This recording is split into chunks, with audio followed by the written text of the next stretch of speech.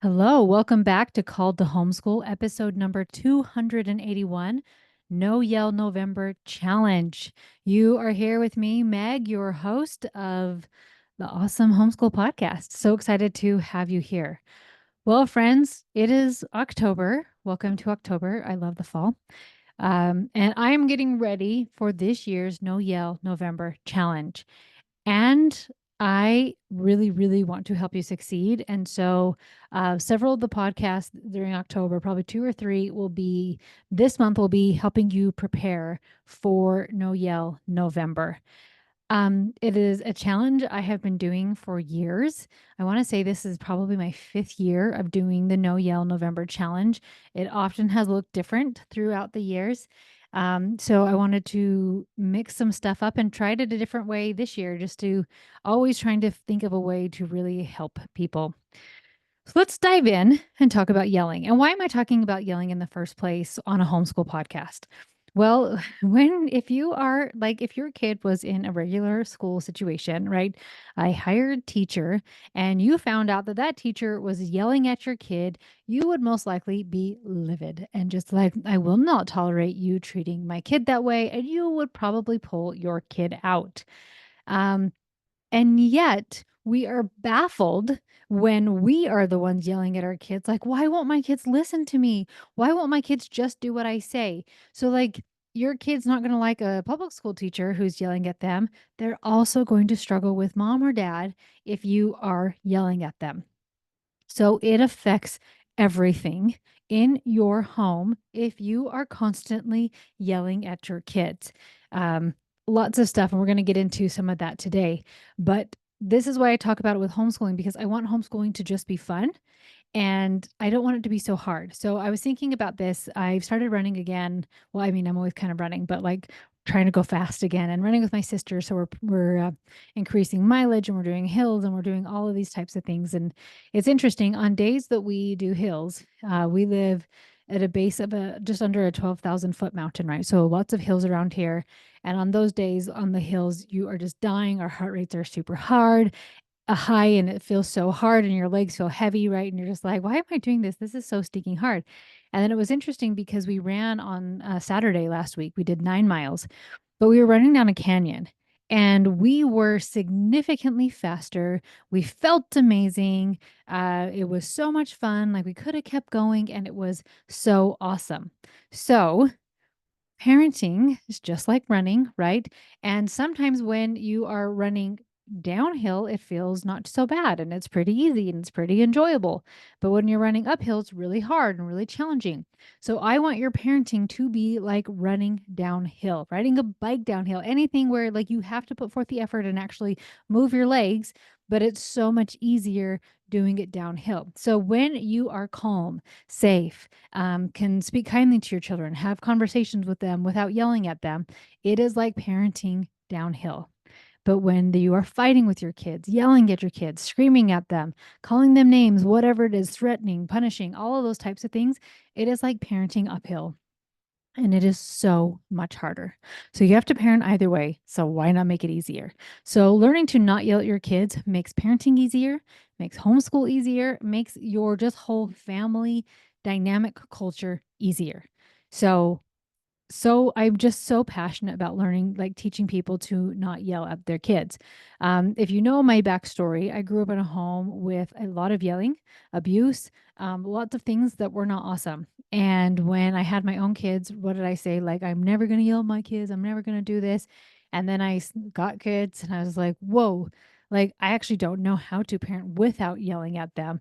And so that's what I did. I resorted to yelling, but I hated it and I didn't want to do it I thought there has to be another way, right? So you are finding me after 23 years of parenting, of all the research I've done, all the things I've done. And now I don't even know the last time I yelled at my kids. And it's awesome. And I have some amazing fruit from this that the way our family dynamic is, our family culture, our homeschool's easy, our home life just runs a lot smoother. Not perfect. We are not perfect because we are not robots. But it just is like, once again, running downhill. So I want that for you as well. So today I want to talk about yelling. Why do we yell? And so you can get into it like We yell because it works, right? Which a lot of times it does. But like, let's get a level deeper of why do we actually yell? And it usually begins with something that triggers you, something that puts you into that state of fight or flight, the part of your brain, right? So it would probably fight if you are going to that yelling and being reactive. So that's why when you go into that fight or flight, you feel like you get there from 0 to 100 pretty darn quick. So if you are really overstimulated often and having lots of triggers and you're just kind of operating in that fight or flight space, you are probably very reactive. So like, well, breaking it down is at some point in your life, you found something triggering, and then your brain started learning, like, oh, these things are dangerous. And this is how we react to it. We yell, we do these types of things. So it just becomes a habit and it becomes your automatic response. So, what do a lot of parents do? They try to control their kids so that they don't feel triggered anymore, so that they won't yell. And that is not only exhausting, but it doesn't work. So, yelling has many long term negative side effects. And I want to talk about three of them today. And it's interesting because I will have people like people talk quite openly, like, yeah, I yell and I'm okay with it. And you can choose what you want to think about yelling. Um, but and it does work. You will get a result. But I like to compare it to somebody on a weight loss journey. Starving yourself will totally work. You will lose weight with anorexia. However, you will have some very, very negative consequences and side effects of that, right? Your health, your hair, your like you're emaciated, event like organs start shutting down, right? So yeah, like you are thin, but was it worth the cost? But somebody who's willing to become healthy by just slowly changing their diet and exercising gets to enjoy long term health without being the sick and exhausted of somebody who's not eating. So, same thing with yelling. It works just like starving yourself works for weight loss. It has some very serious and pretty terrible long term effects. Now, I will say this though, that like, doesn't mean you have to be perfect. I like to live by the 80-20 rule. Now, I don't have, will like, just don't yell at my kids whatsoever. But if you are like, I am yelling at my kids, I don't want you to beat yourself up. I want you to remember the 80-20 rule. So, going back to health, if 80% of the time you eat pretty well and 80% of the time you're exercising pretty well, you can still be really healthy. So, if 80% of the time you are staying calm and 80% of the time you are just talking to your kids and listening to them and not being reactive, then in some of those 20%, you can come back from that, right? It's not like it's so intense that you can never come back from it. Just like if you go out and have pizza or a donut one night, it doesn't mean that you gain 20 pounds that night, right? You just go back to eating healthy the next day. Just like when, if you do mess up and you yell, you just apologize and you keep trying and keep trying to get better, right? But I do want to talk about some of the long term effects of what happens to your kids if you are yelling much more than 20% of the time, if it's a daily thing, multiple times a day, if it's really explosive. Lots of times with yelling too, there are mean things being said. So it's not even like, oh, what's going on? But it's like, you're so stupid. Why are you this way? You're such an idiot. Why do we have to do this? Right. So there's a lot of times there's a lot of mean words being said while yelling. So, one of the negative side effects from yelling, which happens with your kids, is that it teaches your kids that they actually don't even need to listen to you until you yell, which is so interesting because you're yelling because they don't listen to you. And then they start learning, well, I don't even have to listen to until they start yelling because then that's when I know it's serious. And so like you have to be the cycle breaker of this one. You can't just say, well, like kids start listening to me so I don't yell. You have to be the adult in this situation and learn to quit yelling. And what will be so beautiful is when you then start building that connection, your kids will just start listening to you. And it's like, hey, time for bed. And people are like, awesome. Or maybe you can have a conversation about it. They're like, actually, is there any way we could say 5 minutes later and do this thing? And you could actually have a conversation about it versus just my way or the highway. So that's the first unintended consequence, is that it teaches your kids not to listen to you, which is even more frustrating. This one is super sad as a consequence. Kids who are yelled at have more anxiety and depression. This is because yelling activates the amygdala, and the prolonged activation leads to anxiety and depression. The amygdala is their fight or flight response to your yelling. So they can be jumpy, stressed out because their bodies are worn out from being in that heightened response. So sometimes from yelling and whatnot, it just makes that kid really anxious. Like, I don't know what's going to set my parent off. Sometimes I do this and they're fine. Sometimes I do this and they're not fine. So it creates a lot of that anxiety. And third, the one I'm going to be like just three of the things I'm going to be talking about. There are more. Your kids keep the cycle going and they actually become yellers themselves. I sometimes have clients talk to me about their teens and how their teens will yell at them. I always ask, where did your teen learn to yell? And almost every single time, it is a learned behavior from parents. And so sometimes we want to say, do what I say, but children will do as you do. Here is the great news. Those were kind of serious for a second, but like, here's the great news. All of these effects go away when you learn to stop yelling. When your kids start to see that you are safe and build a connection with them, they start to listen. They do their chores, they do their schoolwork, and they go out of their way to help, all without yelling. No manipulation required, no force, no threats. It's amazing. When your kid feels safe around you, their brain can calm down. So they aren't feeling anxious and depressed. Now, I know there are multiple reasons why a child could feel anxious or depression, but I'm referring specifically to the anxiety of being yelled at and the depression from feeling like you're just not good enough because your parents are yelling at you and maybe the words that they are saying as they are yelling. Then finally, when you learn to be calm and in control of yourself, guess what happens? Your kids learn to be calm, kind, and in control of themselves. It is magical. So, like I was saying, I've done this challenge several years in a row, and I want to make a sit up this year because I really want to see people succeed. So, I've decided to make it a legitimate challenge, right? So, there's going to be a buy in, and there are going to be top three winners who will all win some pretty amazing prize. I was telling my husband what some of the prizes are going to be, and he's like, oh my gosh, that is awesome. So, really, really excited about that. So, a big part of this challenge will be taking care of your fundamentals each day. So, like I was saying, that when you have your own fight or flight response and you're feeling triggered, you are much more reactive and more inclined to yell. But when we can take care of your most basic needs, which are your fundamental needs, it allows your brain to calm down and think clearly, right? Because when you have thoughts like this is a problem, this is dangerous, your brain doesn't know the difference of I'm being chased by a dog or like my just I'm telling myself that this is an emotional problem, right? Your brain's going to overreact the same way and go into that fight. So when we take care of our fundamentals, I like to call it opening up our window of tolerance so that we are more tolerant of children's behavior, which then allows us to actually teach them appropriate behavior at a later time. It was interesting too. My son was laughing. I can't remember. I was driving. I think I had four kids in the car, and my 7-year-old was in the car making really annoying noises. And it was funny because it didn't even phase me, but he was like blah, bleep, just like really, really loud, annoying noises. And I don't remember exactly what I was saying, but I went like, "Oh yeah, baby, drop the beat." And I was like, "Whoa!" And I did it back to him, and he's like, "And let's go." And so it was like it ended up being this funny thing, and him making a loud noise, and then me making a loud noise. And my 18-year-old son was in the back and he goes, "You are so awesome." He goes, "This is so cool. Like, this is so annoying." He was totally annoyed with these noises. And he goes, "There was no fight. There was no, you didn't get mad at him. You didn't stop." Like, he made, and it ended up being like 5 loud noises. But a lot of times when our window of tolerance is so close, those loud noises are triggering. And then it's that yelling to shut up, yelling, "Can't you ever be quiet? I can't even think straight."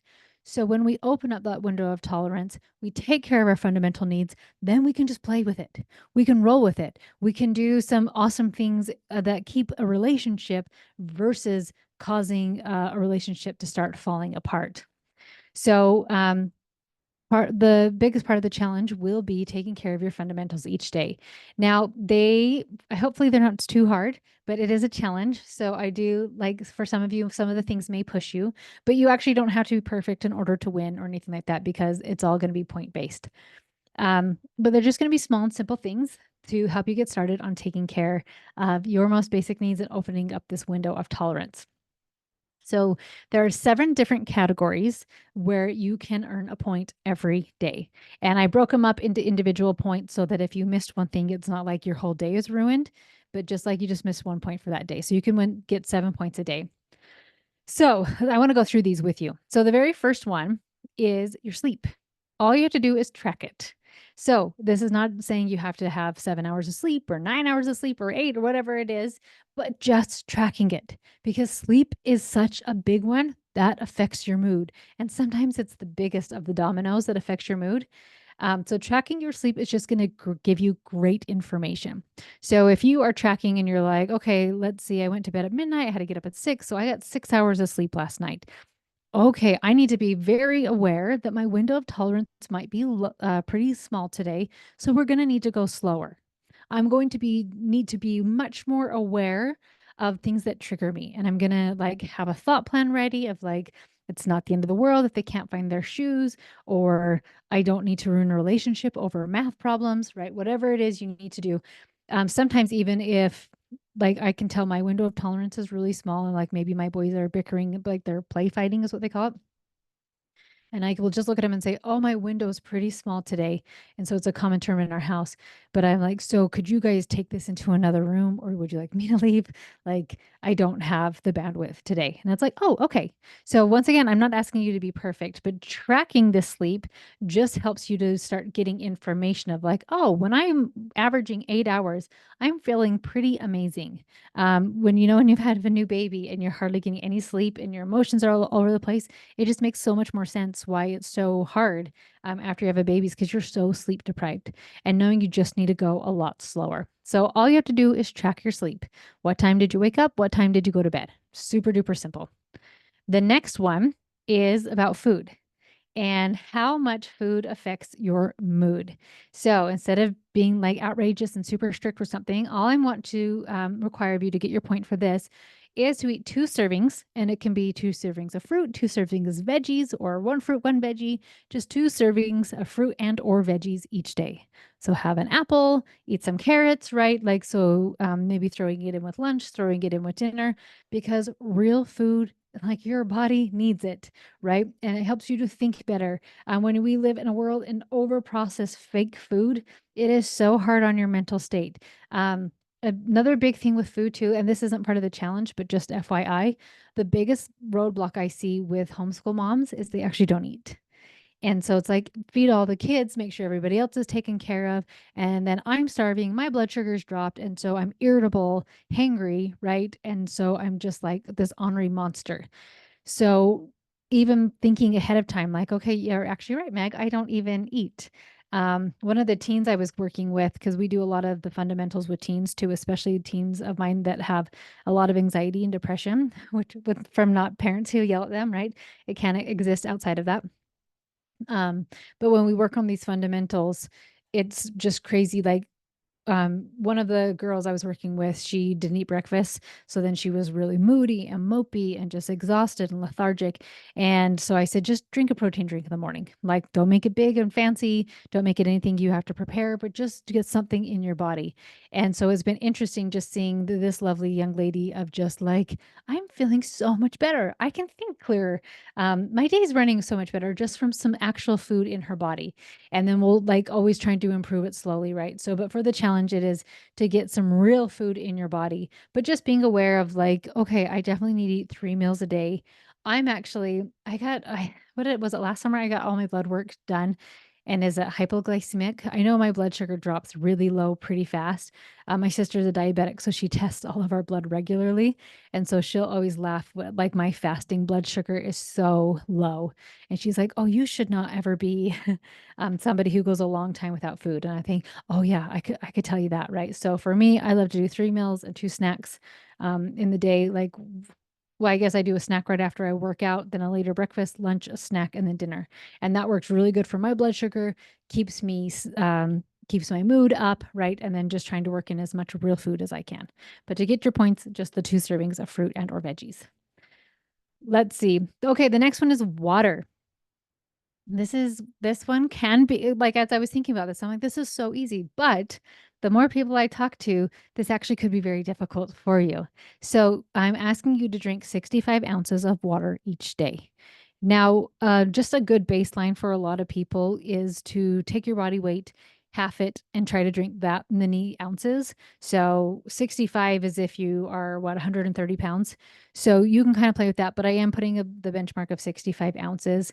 If you get something like a water bottle that's, I'm trying to think, they're 32 ounces, right? So it doesn't have to be exactly 65, but about 65 ounces of water each day. So drinking two things of water like that, adding in some electrolytes in it. So maybe if you're like, I'm so bored with water, a little bit of flavoring with electrolytes, even essential oils, um, something to get your body hydrated. When you are dehydrated, it affects your mood. It makes you ornery, irritable. Then you have a headache. And when you have a headache, you're not very kind and patient, right? So you have to be drinking your water. Once again, like so many people are living off of soda, coffee, juices, right? And they're not ever getting real water into their system. And when I work with somebody, and so what I'll usually do with, especially the teens, I'll say like, hey, you don't even have to give up any of those other drinks, but you have to match it. So if you go get a 32-ounce soda, you have to also drink 32 ounces of water. And this one girl I was working with, she was making me giggle. She was like, that was just too much. So I actually quit getting the soda and just started drinking the water. Or maybe she went smaller soda and like doubled the water, right? But eventually she got off soda and she goes, Meg, I didn't even realize how bad I was feeling all the time. Like I can finally think clearly. I don't have headaches anymore. And she was feeling so much better. So, water, to get your point, each day, 65 ounces of water. And if you are not used to drinking water, that much water, get it in earlier sooner than later so that you are not up all night using the bathroom. Um, and if you're already there, then maybe think about, do I want to add some more? So I try to drink a gallon a day. Feels great. Like a lot of times people are like, my skin looks so much better. I like, just your body needs water to run. So anyway, 65 ounces of water helps your mood, all of those wonderful things. All right, now this next one. Now, this one could also be a tricky one if you are used to being more sedentary, but movement affects your mood so, so greatly. And there's been research done, and they call it the depression threshold. And the exact number is like 5,000 and something steps a day. So I've rounded up to 6,000 steps a day. But people, they say that walk under 6,000 steps a day, a lot of times are significantly more depressed than people who walk over 6,000 steps a day. So you will need something like a smartwatch, a smart ring, like an Aura ring, a tracker app on your phone, or even a little pedometer. Go and grab one and clip it on your pants as you walk around, whatever's best for you. But getting in those steps a day, and exercise just makes you feel better. When you exercise, it is like taking an antidepressant pill. And there are awesome studies showing that exercise is actually significantly more effective in boosting your mood than a pill. So when you feel better and you're feeling happier, what happens to your nervous system? You can handle situations better. You can think clearer. You are less reactive, which means you are less likely to yell. So, this one can be fun to do it with your kids, right? Let's break it up. Let's go on a walk. Just something to get moving, to get those steps in. I remember, so a lot of these fundamentals, all these fundamentals I learned when I did the Creation Coach course with Brooke Snow several years ago. And I remember there was, as it got to the winter months, and I was like, what do I do? Because I didn't have a treadmill yet. And so sometimes I would just walk around in my living room and just do my circles because I'd be like at 5,500. So I'm like, well, I got to finish my steps. Now I've been doing this for so long, it's just easier. Today was a run day, so I'm already at, I'm already at 11,000 steps today. But on days that I'm not running, right? So maybe I'm going to run errands. So I'm going to park further away. Maybe I'm going to walk all the aisles to just make sure I'm out getting in my steps. It's awesome if you can be outside, but you can totally do it inside as well, just to get those steps in every day to help your mood. So once again, just one point for that. And then let's see, the next one, let's see, is either you can pick one, you can do both or just pick one. So either meditate or journal for 5 minutes. And both of these are, once again, amazing for your mental health because we want our nervous systems regulated so we can be thinking clearer. Journaling is such a great way to get out your frustrations on paper, right? If you were like, I want to yell at my kid and like they were doing these things and like you're getting it all out. When you do that, you become almost that third party witnessing the things that you're writing. Because as you write, all of a sudden, like when you really just like anger, right, and get it all out, then your brain can start calming down afterwards. And like, you know what? They are only 4 and it was an accident. So maybe it's not the end of the world that they did this, right? Or if you're writing about a teen and it was like, I was so mad they came home 5 minutes late, blah blah blah, and it was like, "Oh my goodness, I told my family I would be home this time the other week and I was home 30 minutes late. And I didn't call anybody or do anything." Like, "Oh, wow, I was really overreacting," or whatever that would look like for you. So, journaling is such a good way to just get out some of those frustrations. Also, a great way to make a plan beforehand, right? Of like, okay, today is thinking about something, the things that usually can bother you, right? Some triggers or whatnot. So I know for some people, it's like, this is the day we have to leave the house. And so we have 5 little kids and I have to get them all ready to go. And we never know where our shoes are or getting out the door on time, or whatever it is. And like making a plan in your journal of like, okay, today we have this class and this afternoon. So in the morning, we're actually going to go set out our shoes. We're going to get everything ready in the morning. So when it's time to go, we can just go. And once we're in the car, I'm just not even going to worry if somebody's hair didn't get brushed, or I'm not going to worry if like one kid forgot one shoe or whatnot. Like we're just going to go, making that plan. Meditation, same idea. Sometimes you can do a meditation where you throw things, right? Just through your thoughts. You can also do envisioning yourself being calm. Breathing just also helps calm your mind, gets you into that calmer state, out of that fight or flight part of your system. That really deep breathing to calm yourself down, to make that plan in your brain of like, okay, this is what we're going to do. I can see myself staying calm. I can see myself walking away when frustrated or whatever that looks like. So you just do 5 minutes. You can pick, and it can even be um, like meditating. It doesn't have to look like sitting on the ground and what is it called? Crisscross applesauce. What is that called? Cross-legged, palms open, right? You can do meditation, walking meditations. You can do meditations in your bed, lying down and doing that deep breathing. Just like make it work for you. So 5 minutes a day. Then the next one for your fundamentals is a 15-minute digital sunrise and a 15-minute digital sunset, meaning no screens for 15 minutes after you wake up and getting off screens at least 15 minutes before you go to bed. Spending too much on a screen can significantly impact your mood. Prolonged screen use, especially on social media, can lead to feelings of anxiety, stress, and even loneliness due to constant comparison or information overload. The blue light from screens also disrupts sleep patterns, leading to irritability and fatigue. Reducing screen time allows for more real life connections, mental clarity, and a more positive, balanced emotional state. So you can see why when we're on a screen too much, and if we're feeling stressed, anxious, lonely, we're comparing that blue light, so we're not sleeping as well, it's going to be so much harder to stay calm the next day when a kid's like, this is stupid, I don't like this, or somebody breaks a bowl and somebody else is running around half naked, and you're like, I am not cut out for this, right? If you are exhausted and overwhelmed and just completely shutting down, you're going to lose it. So when you can be off that screen, and just all of these things are to support your mood. Then the last thing that you can earn a point for each day is that you didn't yell. So you can earn 7 points every day. And like I said, at the very end of the challenge, you will take a screenshot of your tracker or a picture of your tracker, and you'll email it to me with your score. And the top 3 people are going to get some pretty amazing prizes. So that part's just fun. The challenge part is just because maybe you're like me, and when it's a challenge, like, okay, I'm all in. I've got this. I'm going to do it. But it's also to get the ball rolling. So sometimes when you do a challenge like this, then it's like, okay, we can get things going and I can keep some of these habits up because I really saw how they were supporting it and just keep it going.